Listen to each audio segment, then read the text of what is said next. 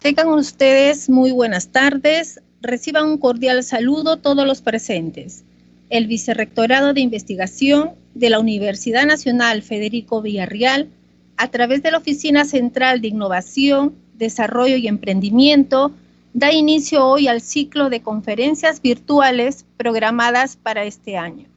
En estos momentos nos acompañan en la sala el doctor José Livia Segovia, nuestro expositor, el señor Héctor Arce, asesor de OCIDE, el señor Lizardo Tavera, personal administrativo, y quien conduce la mesa, Janet Vázquez, jefa de la Oficina de Innovación y Emprendimiento. El doctor José Livia Segovia disertará la conferencia denominada Personalidad Emprendedora. El doctor José Livia es profesor principal de la Facultad de Psicología de nuestra universidad, paz decano de la Facultad de Psicología, investigador renací de Concitec, actualmente es director del Instituto Central de Gestión de la Investigación de la Universidad Nacional Federico Villarreal. Durante el desarrollo de esta conferencia se publicará un formulario para el registro de su asistencia, que se encontrará en la sección de comentarios. En esa misma sección podrán colocar las preguntas que deseen realizar al ponente. Doctor José Livia puede iniciar su exposición. Gracias. Muy buenos días. Agradeciendo al Vicerrectorado de Investigación por su intermedio a la Oficina de Innovación, Desarrollo y Emprendimiento y a la Oficina de Emprendimiento también que dirige la doctora Janet Vázquez por esta invitación a poder dar a conocer algunos elementos respecto a la personalidad emprendedora.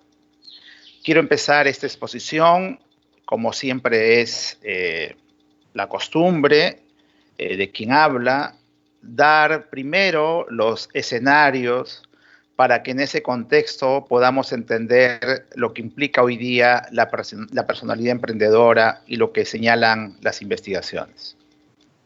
Quiero empezar citando a este sociólogo, filósofo y ensayista Zygmunt Bauman, que tiene un libro muy interesante denominado Tiempos líquidos, que hace referencia a cómo estamos viviendo en esta época, una época de la incertidumbre, como también diría Edgar Morin.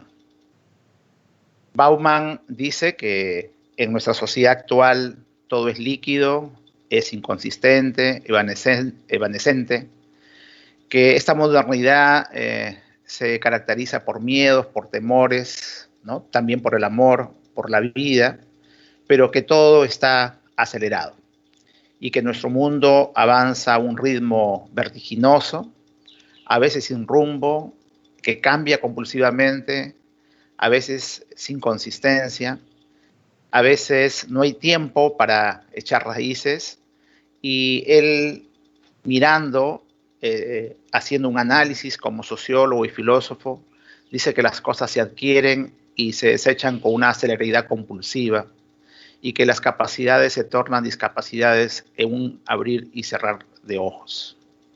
En esta sociedad líquida, como él lo describe, como él lo denomina, dice que se impone la velocidad frente a la duración, la aceleración frente a la eternidad, la novedad frente a la tradición, el consumismo frente a la ciudadanía.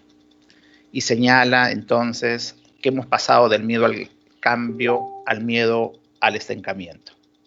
Y no cabe duda que las organizaciones tienen que hacer frente a este cambio permanente en esta sociedad que no es sólida, ni en seguridad, ni en contenido, ni en valores, una sociedad móvil, incierta, relativa, como él lo describe en ese libro muy interesante, una sociedad moderna cada vez más líquida, cada vez más global, más dinámica, más maleable, más voluble, donde es necesario ser diferente, ser flexible y saber evolucionar. Y eso es lo que nos enseñan hoy día los que están involucrados en el tema del emprendimiento y la innovación. Otro aspecto importante en estos escenarios que particularmente me gusta describir Es lo que refiere el filósofo de la educación Edgar Morin. Nos enfrentamos, o siempre nos hemos enfrentado, a un mundo complejo. Y como Edgar Morin lo desarrolla muy bien en esta reflexión que hace, y que podríamos hablar de una filosofía de la complejidad. Y él, ligándolo a la investigación, señala que no vamos a poder resolver las cosas de la vida, del mundo, si es que no explicamos este conocimiento complejo o no generamos un conocimiento complejo, y no lo vamos a hacer desde una sola disciplina. O sea, el enfoque disciplinario es parte de la historia. Tampoco lo vamos a hacer desde una multidisciplinaridad donde nos apoyamos pero no nos relacionamos, o de una interdisciplinaridad donde nos apoyamos y nos relacionamos, y él ahí incorpora su concepto de transdisciplinaridad, donde tenemos que integrarnos y crear otra disciplina. Y esto es el reto entonces que tenemos. Por tanto, nos encontramos en contextos complejos a cada momento, y no cabe duda que esta situación que estamos viviendo nos está enfrentando a esa complejidad, a la complejidad de un virus que nos ha puesto a la humanidad, ¿no?, en un confinamiento. Y esta complejidad también está ligada a lo que es la globalización. Y por lo tanto, Edgar Morin nos señala a tener que unir, reunir, construir y relacionar los conocimientos. Esos conocimientos, como dice Bauman, que están en constante cambio, y este pensamiento complejo no cabe duda que tiene ciertas características. Es esta complejidad entonces que nos trae nuevos desafíos en nuestras formas de enseñar, de aprender, de investigar y de construir nuestra vida intelectual, y hoy día estamos en ese proceso. Pero ya el gran Piaget, el gran psicólogo Piaget, señalaba de que este es el gran reto de la educación, en la cual debe crear hombres que sean capaces de hacer cosas nuevas y no necesariamente repetir lo que han hecho otras generaciones. Él recomendaba entonces que tenemos que formar hombres y mujeres que sean creativos, inventivos y descubridores. Y otro aspecto importante de la educación es formar mentes que puedan criticar, vale decir pensamiento crítico, que puedan verificar y no aceptar todo lo que se les ofrezca. Ese es el reto en el cual hoy día estamos enfrentados. Y siguiendo también en estos escenarios, otra enseñanza, otra idea importante de Edgar Morin, que es la incertidumbre. Debemos estar preparados para lo inesperado, porque el futuro nos puede sorprender.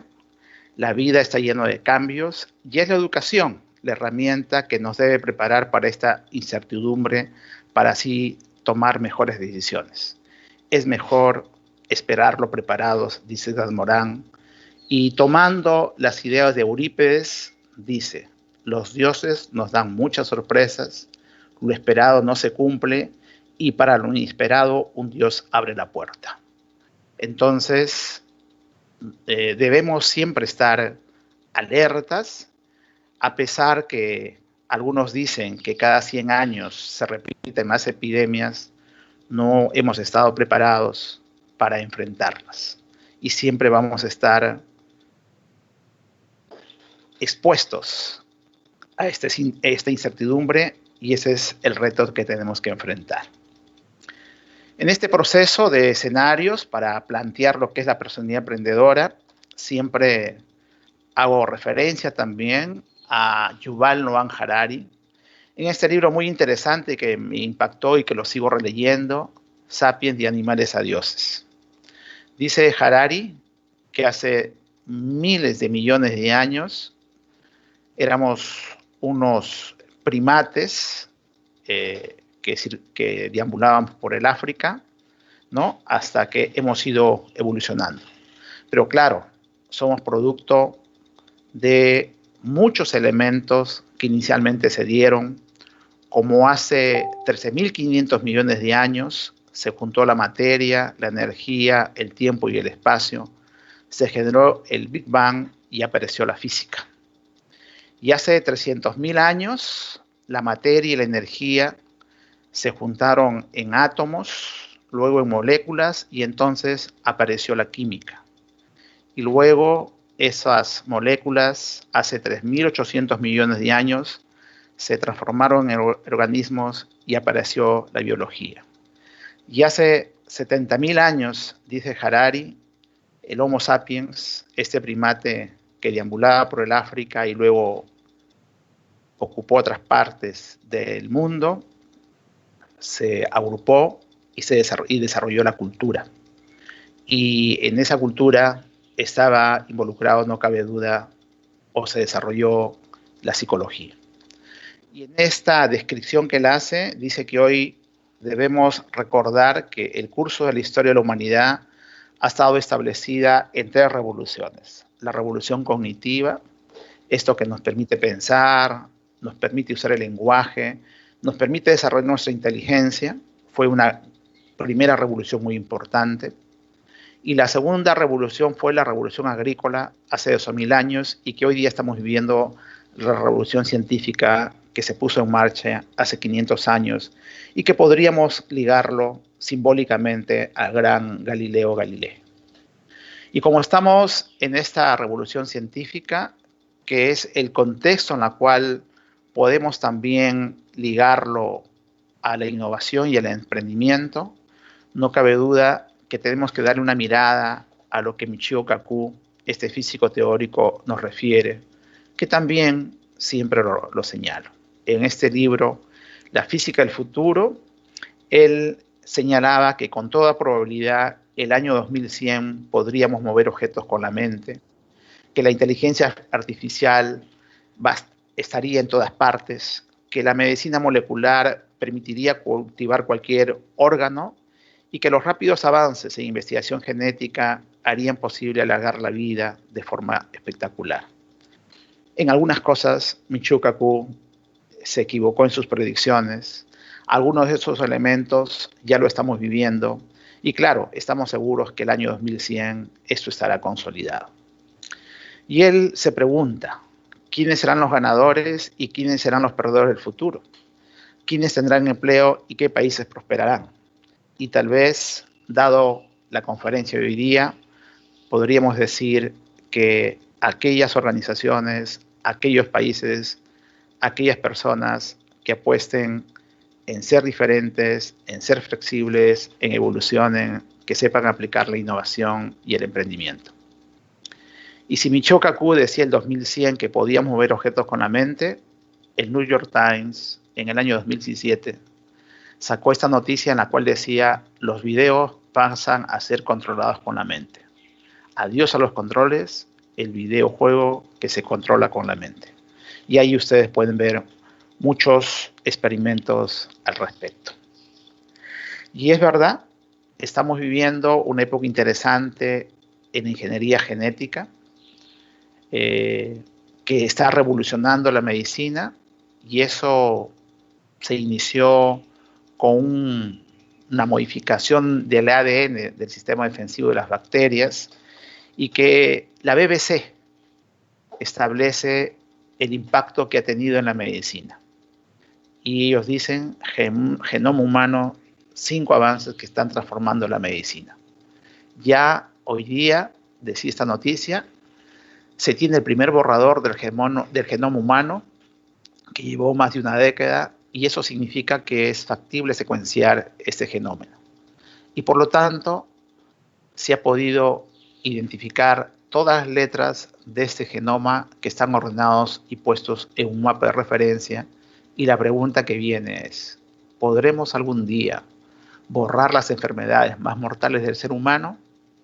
Este avance en la genética va a ser posible modificar algunos aspectos ligados a la genómica, vinculados al cáncer, entender las enfermedades genéticas raras y tal vez modificarlas, entender las variaciones entre los seres humanos, hacer test prenatales no invasivos para detectar algunas enfermedades a futuro genéticas y sobre todo la farmacogenómica o medicamentos a la carta. Y justamente a raíz de esta conferencia me acordé que hace unos años, en un viaje compré una revista interesante que recomiendo a los que estén interesados en ciencia y tecnología revisarla, Investigación y Ciencia. Y recordaba que uno de los artículos decía, el mejor fármaco para cada humano. Y dice, un médico intentó prescribir a una mujer clopidogrel, un fármaco empleado para prevenir trombos. Cuando tecleó la medicación en su historia clínica electrónica, le saltó un aviso. Le informaba que las pruebas genéticas indicaban que metabolizaría mal ese fármaco. Entonces, los médicos del futuro nos van a tener que dar medicación exclusiva para nosotros, una medicina personalizada. Y esto es parte de la innovación y el emprendimiento, como son las impresoras 3D, que podemos verlo, y que nuestra universidad ha adquirido en este proceso de cambio en la cual se encuentra.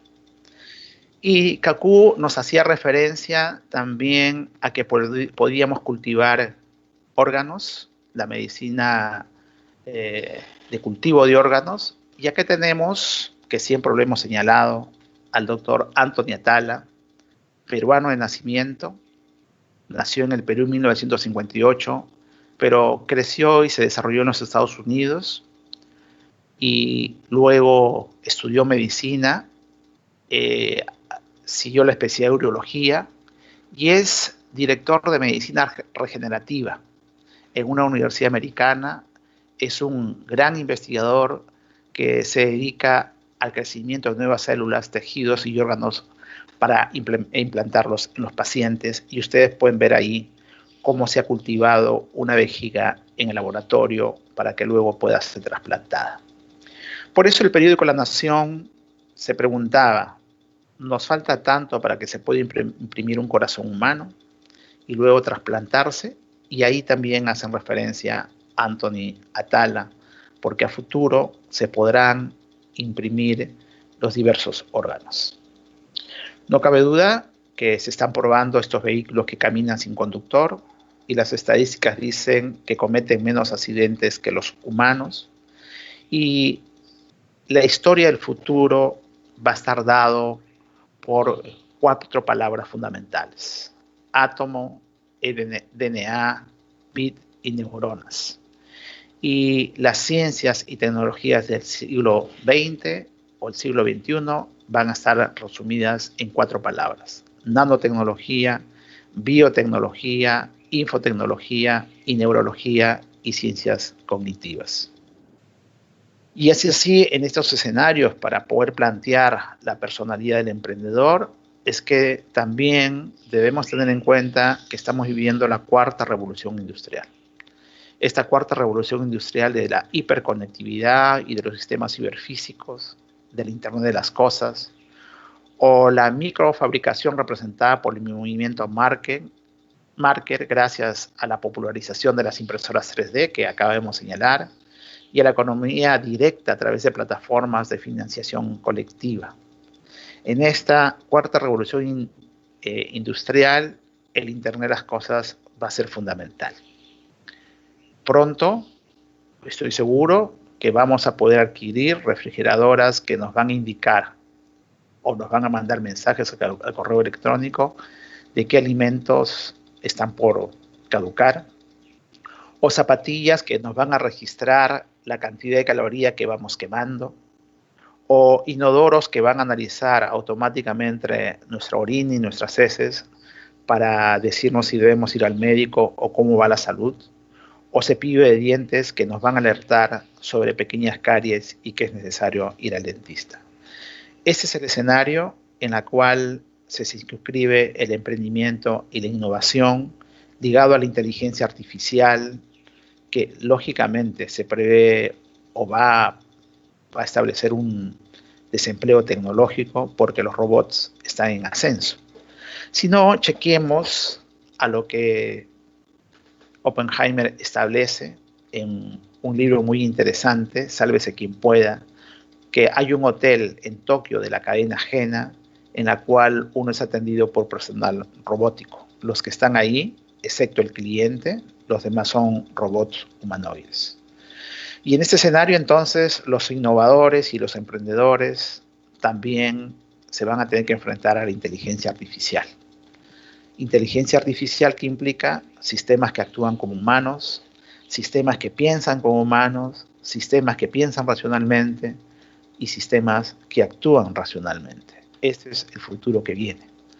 Y, por ejemplo, Kira es un robot que hace análisis de procesos legales, de contratos, ¿no? Y que uno puede pedir su asistencia.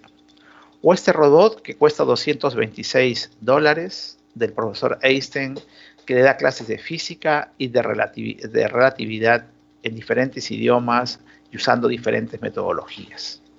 Y esta inteligencia artificial de los nanorobots, como este caso del biorobot desarrollado por Moshe Shoam en Israel, en la cual va a ingresar a nuestras arterias y va a comenzar a limpiar todo lo inadecuado que esté ahí. O sea, vale decir, todas las grasas inadecuadas que tenemos. Y esto, no cabe duda, es producto de la innovación, el emprendimiento y también, lógicamente, de la inteligencia y la creatividad. Entonces, este mundo de los robots nos enfrenta a la inteligencia artificial, nos enfrenta a la singularidad y los expertos están discutiendo si la inteligencia artificial es para temer o no. Y aquí una discusión entre dos líderes ligados a la innovación y el emprendimiento, como es Elon Musk y Mark Zuckerberg, en las cuales se discute, se analiza si la inteligencia artificial puede ser potencialmente más peligrosa que las armas nucleares. Y por lo tanto, como dice Michio Kaku, pero cuando nosotros miremos a nuestros nietos a finales del siglo, ellos serán como dioses griegos. Dice Kaku, Zeus podía mover objetos con su mente y nosotros también podremos. Venus tenía una salud y un cuerpo perfecto y gracias a la terapia génica y al uso de los recursos como las células madre, nosotros también alcanzaremos ese nivel. Dice Kaku que Apolo podía viajar montado en carros volantes y nosotros conduciremos coches que vuelan. Que Pegaso era un animal que se podía crear a placer y nosotros crearemos nuevas especies y recuperaremos especies que creíamos extintas. El poder de la mente, el poder de crear vida, la longevidad. Tendremos todos los poderes propios de los dioses. Y esto está en función a la ciencia y la tecnología y no cabe duda a la innovación y el emprendimiento en esta sociedad del aprendizaje, en esta sociedad en red, en esta sociedad virtual. Y como dice Oppenheimer, sálvese quien pueda, porque el empleo indudablemente va a cambiar muchísimo o ya está cambiando. Este empleo del futuro entonces implicará mayor competencia laboral, dirá adiós al trabajo de toda la vida en una sola organización, mayor exigencia a los estudios, la oficina estará en casa, como ahora lo estamos haciendo, solamente el COVID ha acelerado el proceso, y a los conservadores los ha puesto contra la pared y tienen que cambiar. En situaciones normales hubiese sido difícil y hubiese demorado mucho tiempo, cambio en los horarios, rápidos avances tecnológicos, globalización económica y aparecerán, no cabe duda, nuevas profesiones. Por lo tanto, sálvese quien pueda.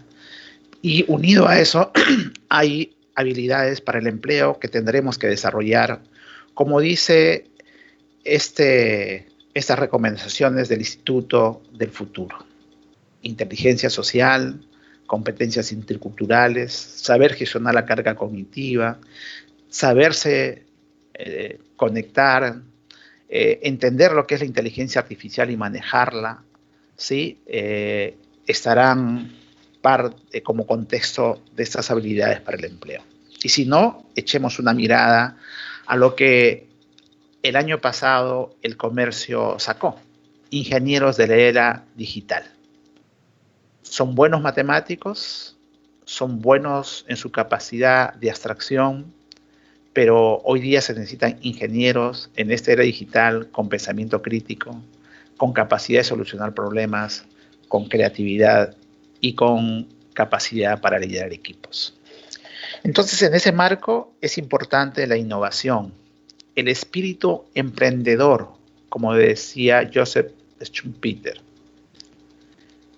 porque la innovación implica crear algo nuevo, renovar nuevas ideas, nuevos productos, nuevos servicios, procedimientos que van a lograr éxito en el mercado, y él desarrolló toda una teoría de las innovaciones y sugiere que las invenciones e innovaciones son la clave del crecimiento económico.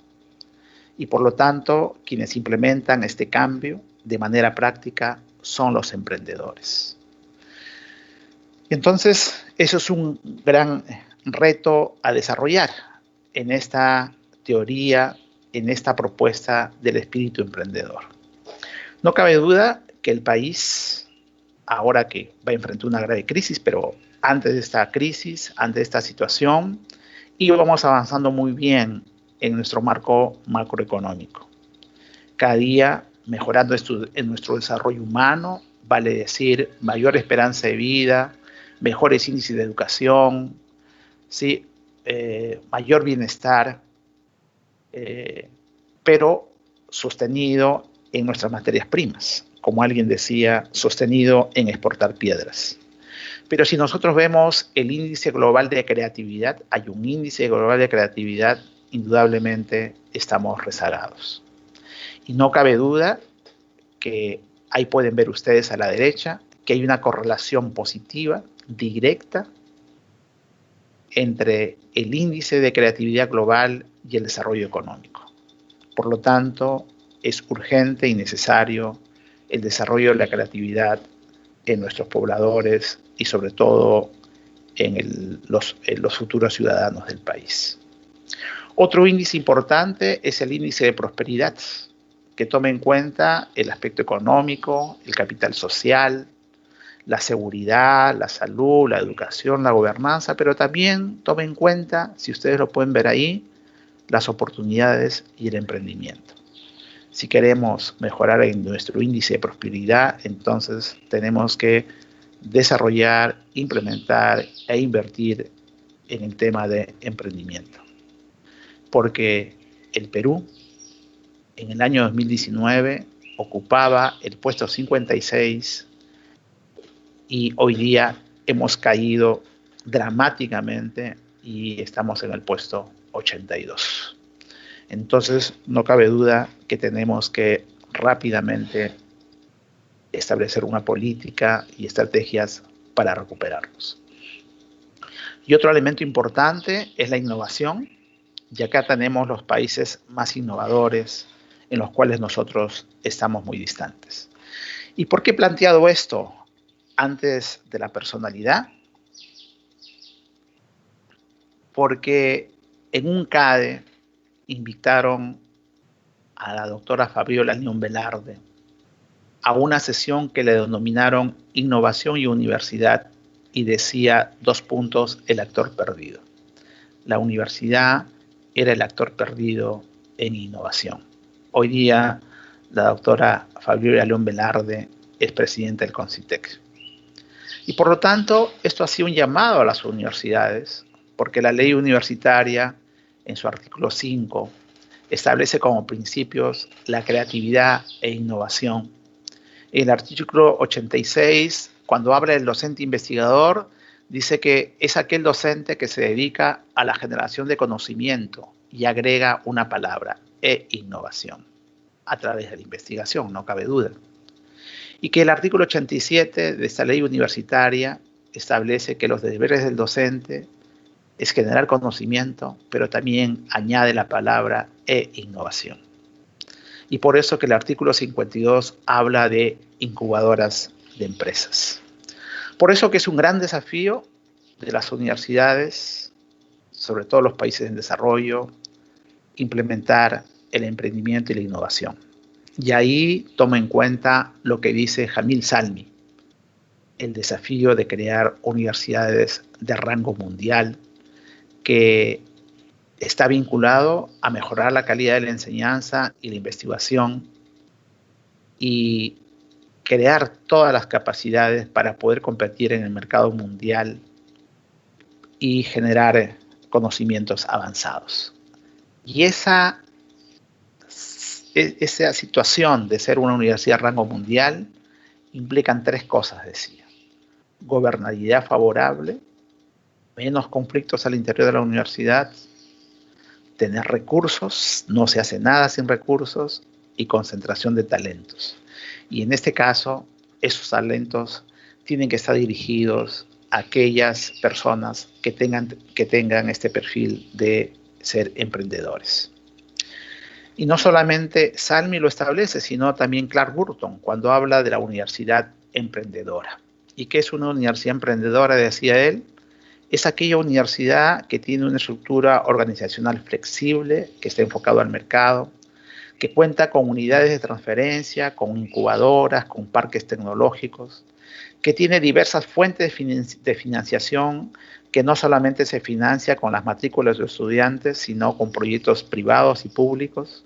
Por eso que la SUNEDO, cuando viene y nos visita, nos señala cuántos proyectos tenemos con fondos externos, no solamente fondos internos, no solamente lo que nos da el Tesoro Público. Si tenemos un cuerpo de profesores motivados, no solamente preparados y formados académicamente que escriban papers, sino motivados con estructuras de salarios y bonificaciones por su capacidad para emprender proyectos para el entorno. Y que no anden preocupados por estar en diversos lados, sino con todas las condiciones para poderse desarrollar sin negarles absolutamente nada, sin ninguna mezquindad, si es que ellos presentan sus propuestas. En otras palabras, de C. Burton, una universidad emprendedora es aquella que desarrolla la cultura del emprendimiento. Por eso, la Universidad de la Singularidad, que Kurzweil y Diamandis fundaron en el año 2019 en Silicon Valley, en Estados Unidos, con la finalidad de reunir, educar e inspirar a personas para que éstas propicien el desarrollo exponencial de las tecnologías y sus aplicaciones, donde el objetivo final sea resolver los grandes desafíos de la humanidad basado en la interdisciplinaridad y creatividad. Claro, a hoy día, asumiendo lo que dice Edgar Morin, la transdisciplinaridad y la creatividad. Y por eso tomo aquí un ejemplo, porque hay que replicar los buenos ejemplos, lo que en USIL ha creado un instituto de emprendedores y que tal vez sea el reto importante para nuestra universidad hacerlo. Entonces, en estos escenarios, para plantear rápidamente las características de la personalidad emprendedora, tenemos que también darle una mirada a cómo ha evolucionado la sociedad moderna. Como dice Toffler, de la sociedad industrial, de la sociedad agrícola, a la sociedad industrial y a la sociedad de la información. Y cuando pensábamos de que esta descripción, esta futurología de Toffler era suficiente para entender nuestra sociedad moderna, viene Daniel Pink, ¿sí?, que no es nada nuevo, que siempre lo señalamos en las conferencias, que dice crear una nueva mente, porque estamos viviendo la era conceptual en la cual es importante la empatía y la capacidad de crear. Y citando exactamente a Daniel Pink en este libro que está agotado en español, dice él, las últimas décadas han pertenecido a una cierta clase de personas con una mente propia de programadores de computadores que pueden descifrar y descubrir códigos, abogados que pueden oficiar contratos, máster que pueden dominar las grandes cifras, pero las llaves para el reino están cambiando de manos. Hoy día, dice él, citándolo casi textualmente, el futuro pertenece a personas diferentes con un tipo de mente creadora, reconocedora de patrones y creadoras de nuevos significados. Y estas personas son los artistas, los inventores, los diseñadores, los narradores de historia, los asesores, los pensadores. Ahora cosecharán las recompensas más valiosas de la sociedad y compartirán sus mayores alegrías.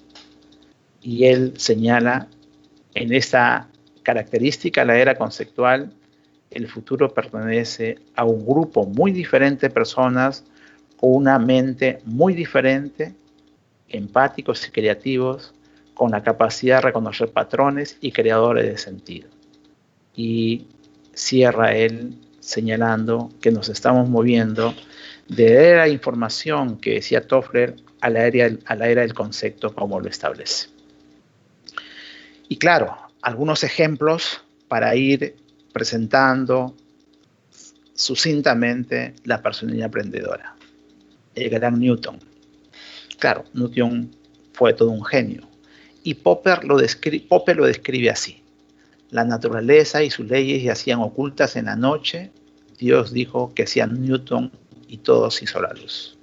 Porque Newton está considerado como el padre de la mecánica celeste, el descubridor de la naturaleza compuesta de la luz, el de la gravitación universal, el del cálculo infinitesimal. Y tenemos que mirar porque también fue un innovador. Y en honor a él existe el Instituto Isaac Newton de las Ciencias Matemáticas. O tenemos que darle una mirada a Planck. Y dice la historia que en 1875, cuando el joven alemán Max Planck estaban decidiendo si dedicaba su vida a las matemáticas o a la física, le instaron muy encarecidamente a no elegir la física porque en ella todo estaba descubierto. Le dijeron que en el siguiente siglo sí sería una sola, la física se consolidaría y no había más que hacer.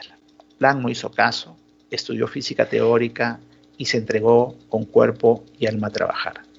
Si Newton tenía la inteligencia abstracta, aunque una personalidad difícil, lo que estamos viendo aquí en esta historia de Planck es su capacidad para el trabajo. Y entonces Planck estudió física en la Universidad de Múnich, luego asumió la cátedra de física teórica en la Universidad de Berlín y en 1918 fue premio Nobel de Física por la mecánica cuántica, colaborando con Einstein y con Bohr, aportes a la termodinámica, la constante de Planck, la idea de Planck.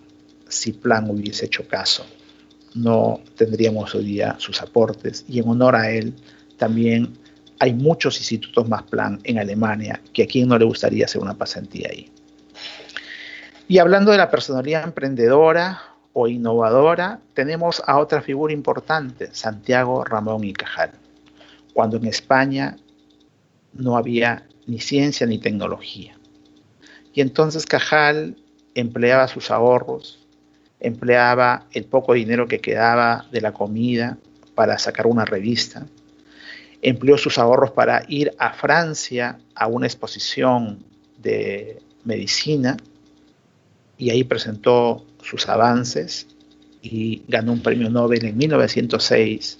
Y hay una película fabulosa que a mí me impresiona mucho, que lleva todo un día verla, desde las 8 de la mañana hasta las 8 de la noche, porque son muchos capítulos de la televisión española, y que refleja un poco la personalidad de Santiago Ramón y Cajal. Dice, historia de una voluntad, la voluntad de Ramón y Cajal por hacer las cosas. Y también hay un instituto en honor a él en España. Y tenemos a otra personalidad innovadora, inventora, descubridora, como es Curie.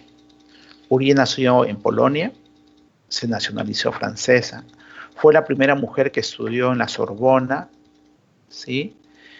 Y hizo una tesis doctoral sobre las sustancias radioactivas, descubrió el polonio y el radio, fue la primera mujer en dictar en la Universidad de Sorbona y ganó 2 premios Nobel, de física en 1903 y de química en 1911, y en esa foto ven ustedes a los grandes físicos de la época y la única mujer. Su perseverancia, sus creencias no negativas, ¿no? Y su inteligencia, no cabe duda, que hicieron que esta mujer hiciese grandes aportes, y en honor a ella también el Instituto Curie.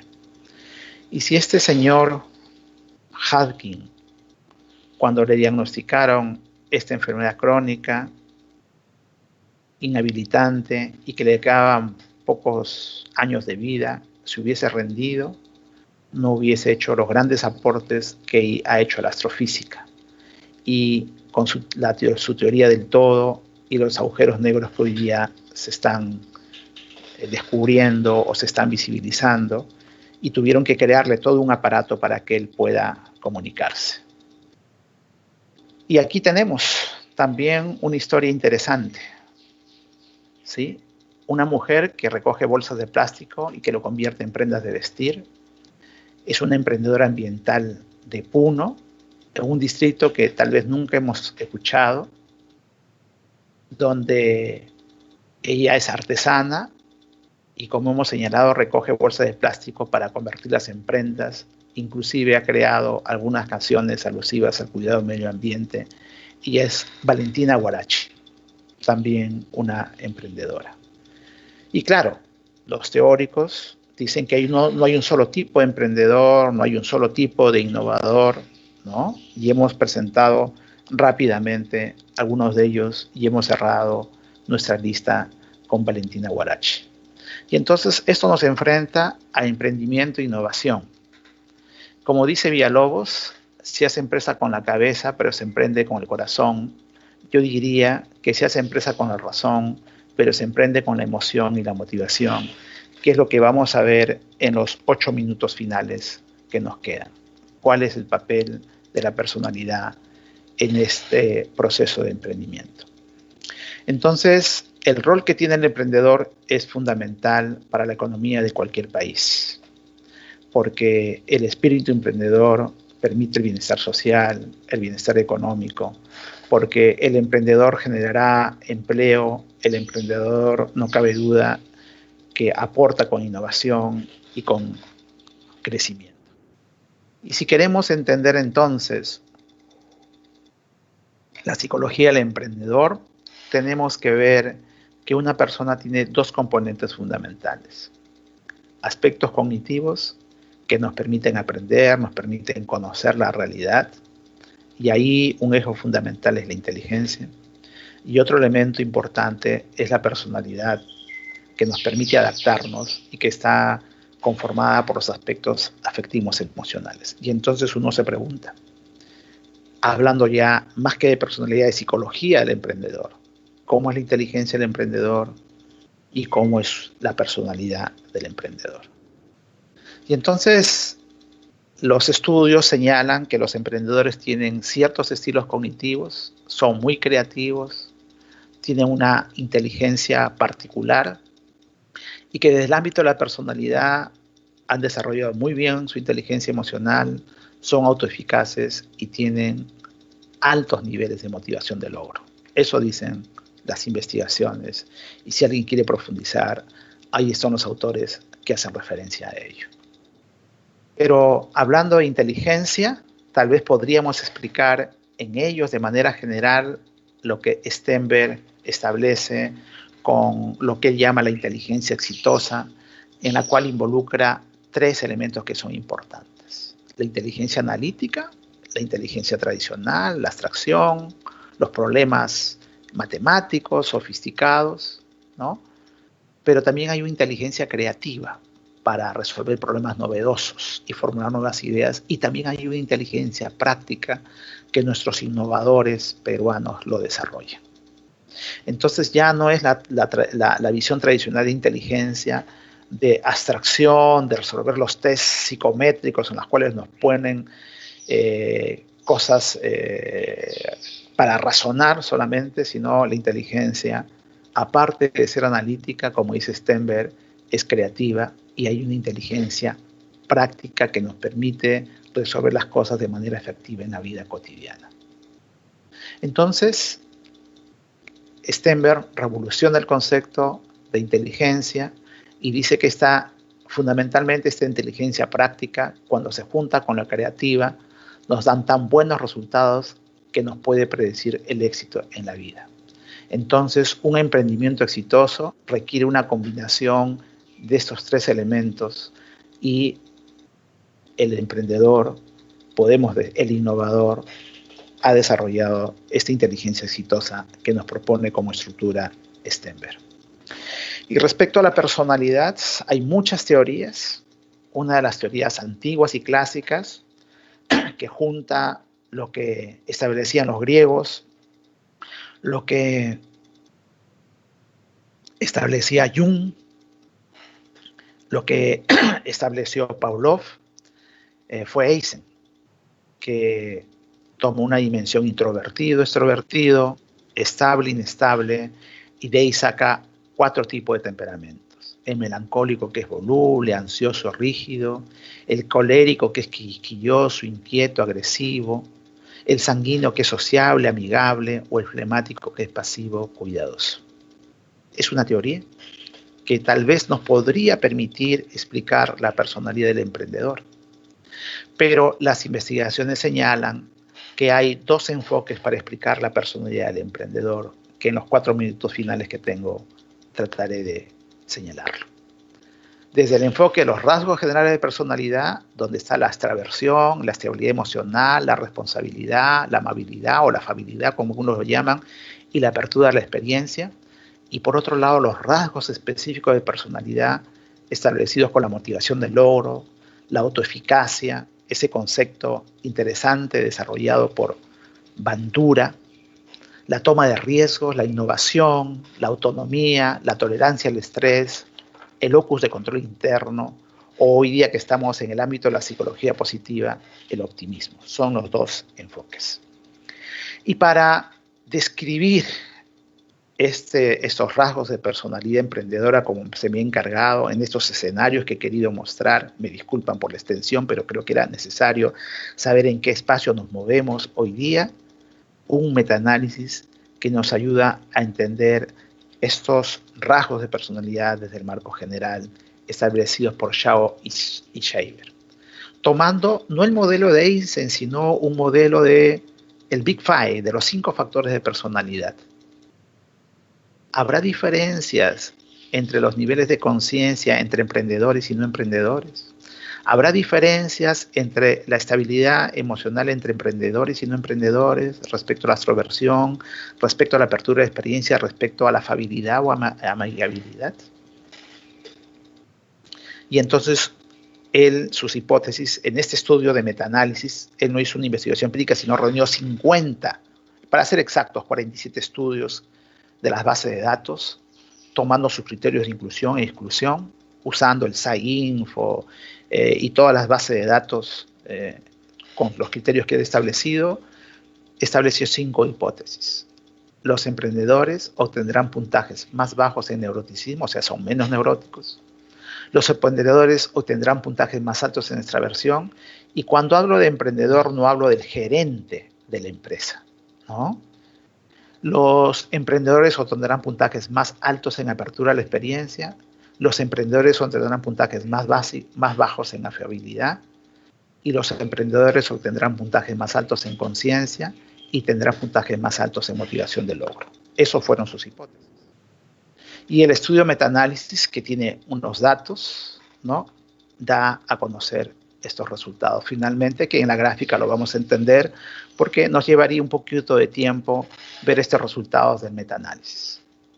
Dice que los niveles se comprueba revisando estos estudios por metaanálisis, que tienen niveles bajos de neuroticismo, altos niveles de apertura, que no hay diferencia en lo que es extraversión, aunque son un poquito más extravertidos, pero estadísticamente las diferencias no son significativas, más bajos en amabilidad o afabilidad, ¿no?, porque tienen que poner límites también, si no, no hay éxito, y muy conscientes respecto a lo que puedan hacer. Claro, cada situación tiene una explicación.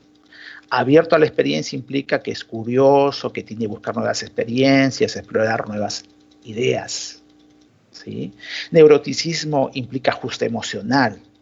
Extroversión implica que la persona es asertiva, es dominante, enérgica, activa, comunicativa. Ahí no hay diferencias, aunque los emprendedores tienen mejores indicadores, pero no hay diferencias estadísticamente significativas. Que agradable está vinculado a la amabilidad, a ser indulgente, afectuoso, y eso está bajo, y que conciencia, ¿sí?, que implica escrupulosidad, persistencia, trabajo duro, búsqueda de logro en los objetivos, es alto. Eso concluye el estudio de metaanálisis, que lo debemos tener en cuenta. Y desde la otra orilla, desde el otro enfoque, está referido a que los emprendedores son aquellas personas que tienen altos niveles de autoeficacia, este concepto desarrollado por Bandura. Y yo siempre pongo el ejemplo de Pablo Guerrero. O sea, tiene que haber una convicción de que sí puedo hacer las cosas. Si Pablo Guerrero, que salió muy joven de Alianza Lima, cuando se fue a Alemania hubiese dicho, no, yo creo que no lo voy a hacer. Los alemanes miden en promedio 1,80 m hacia arriba, son fuertes, están bien alimentados. O él pensaría que en Brasil, que son los campeones mundiales más de 5 veces, no podría desarrollarse ahí, no hubiese hecho. La autoeficacia sí implica persistencia, sensación de eficacia personal. Eso tiene un emprendedor. Y el otro es el locus de control interno. El emprendedor piensa que ellos son capaces de controlar los resultados. También está ligado a la persistencia, y que es un concepto desarrollado por Rotter.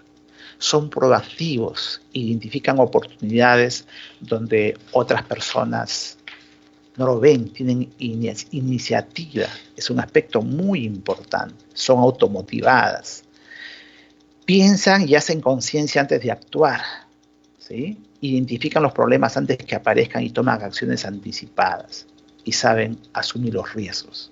Eso también está considerado dentro de los rasgos específicos de la personalidad del emprendedor, y aquí visualizamos un modelo del espíritu emprendedor que reúne todo lo que he señalado en función a las investigaciones que se establecen. Y una investigación que también me llamó la atención, publicado en 2004, no tan reciente, pero sí interesante, establece que para desarrollar el emprendimiento, aparte de la personalidad y las habilidades, es importante la capacitación en la motivación, en la comunicación, en establecer objetivos, que no solamente, lógicamente, ser emprendedor depende de la personalidad, de la inteligencia, sino también de las condiciones que el entorno establezca. Y para no irnos tan lejos, debo terminar haciendo referencia a 2 libros interesantes que lo podríamos consultar. Los Nuevos Héroes Peruanos, de Daniel Córdoba, y Los Reyes del Mambo, de Mávila Huertas, donde estas características que he establecido quedan reflejadas. En el lenguaje no técnico de ellos, dicen que el emprendedor son personas que tienen una sensibilidad especial para detectar oportunidades, que buscan oportunidades donde otros no los ven, son audaces, son resolutivos, tienen objetivos claros, ponen sus emociones al servicio de la motivación, son creativos, tienen gran necesidad de realización personal, motivación de logro, ilusiones, mucha energía, confía en sí mismo y se compromete. Y en ese sentido, tengo justo aquel libro, quiero destacar lo que señala en el capítulo 2, haciendo referencia al emprendedor peruano, Amador Arrasque Bravo y Félix Nina. Dice que Amador trabajó por mucho tiempo como mayordomo de una familia de la alta sociedad limeña, se independizó siendo ya relativamente mayor y se convirtió en un próspero comerciante ambulante de comas.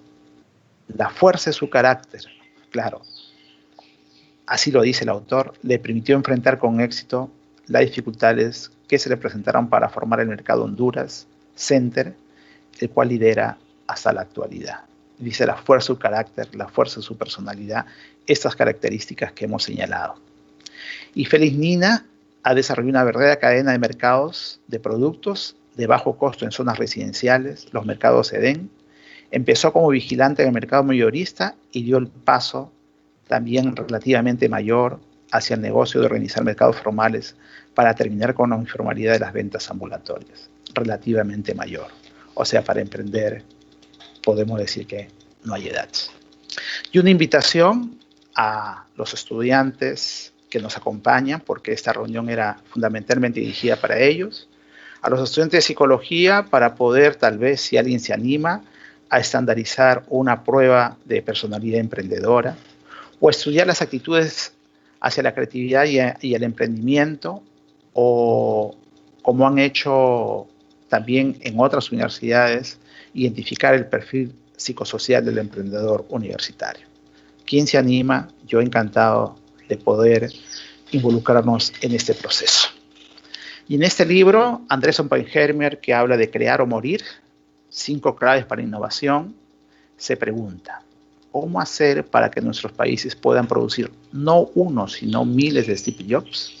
Él dice, una buena educación y un entorno favorable. Y hay un elemento que Paulo Freire señala respecto a la educación. Él dice que el estudio no se mide por el número de páginas leídas en una noche, ni por la cantidad de libros leídos en un semestre. Estudiar no es un acto de consumir ideas, sino de crearlas y recrearlas. Y eso los emprendedores y los innovadores lo tienen. Creo que no nos da tiempo para pasar este video, que lo tenía preparado. Solamente me queda en 1 minuto, ¿sí?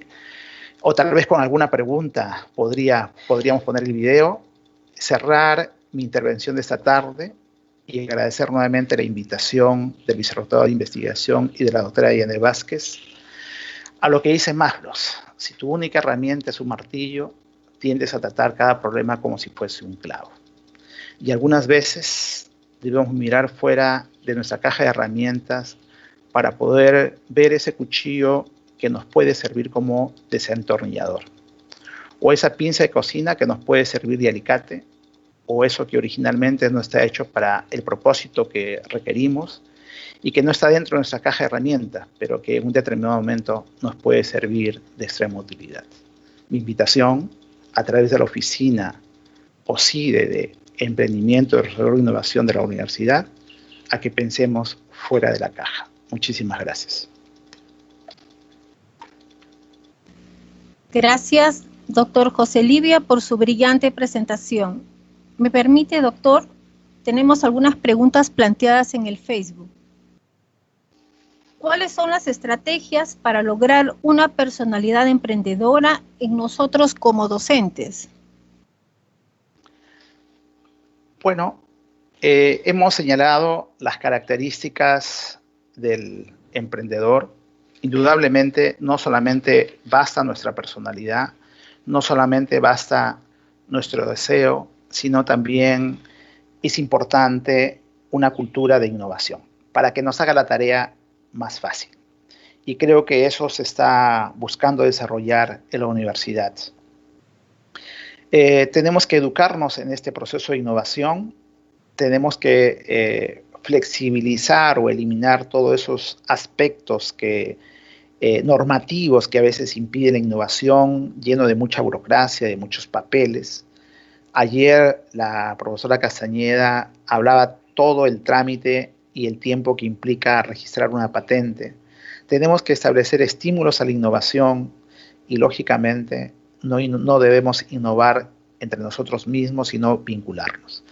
Y siendo específicos a la pregunta, indudablemente, nuestra autoeficacia, pensar que nosotros podemos hacerlo, ser proactivos, asumir riesgos, son importantes para una personalidad emprendedora.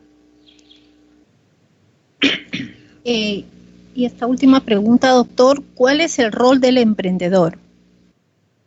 Bueno, el emprendedor juega un papel muy importante, como lo hemos establecido.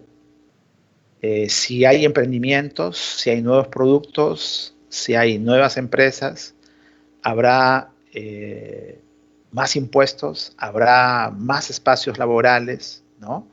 Y eso, lógicamente, implicará más bienestar social, más bienestar económico, mejores índices de prosperidad, como he tratado de demostrar esta mañana. En la exposición nos han señalado lo que caracteriza a una personalidad emprendedora, como la creatividad, el tener un espíritu competitivo, el ser proactivos, el tener altos niveles de autoeficacia e inventivos, y que cuenta con altos niveles de motivación de logro, entre otros. Doctor José Livia, un agradecimiento muy especial de parte de la Oficina de Innovación y Emprendimiento por su ponencia brindada. Estamos seguros que más adelante contaremos con su presencia. Asimismo, agradecemos a todas las personas que nos han seguido por el Facebook. Tengan ustedes muy buenas tardes y gracias por su participación.